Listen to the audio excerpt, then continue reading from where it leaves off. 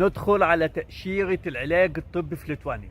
دي يا جماعة بتبقى مدتها من 90 يوم ل 180 يوم داخل ليتوانيا.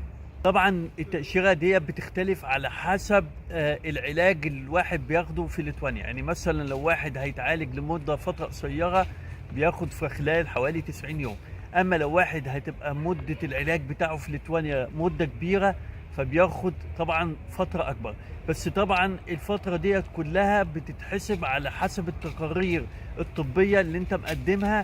طبعا لو فترة كبيرة في العلاج داخل ليتوانيا ففي الحالة دي بيبتدوا يديها لك بسنة، ولو العلاج بيطول بتقدر تمدوها الفترة ديت. طبعا دي بتختلف على حسب التقارير اللي انت بتحصل عليها في مستشفى مثلا تكون مصدقة في ليتوانيا او من مثلا اي مركز طبي مشهور في ليتوانيا.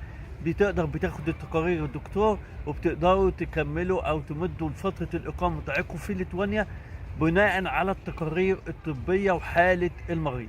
طبعا هتحتاجوا جواز سفر ساري كالعادة، وهتحتاجوا معاها تملأ استمارة تأشيرة العلاج الطبي، وكمان تأمين صحي يغطي الفترة اللي انتوا هتقعدوها، وكمان التقارير الطبية او المراسلة اللي انتوا عندكم موافقة طبية من مستشفى او مركز طبي معتمد لدى الحكومة الليتوانية، وكمان تقارير عن حالة المريض نفسها العلاجية، وكمان بالاضافه لاثبات السكن. يعني محل السكن اللي انتوا هتقعدوا فيه في ليتوانيا، هل هتقعدوا في مستشفى او مركز الطبي ولا هتقعدوا في مثلا سكن خاص؟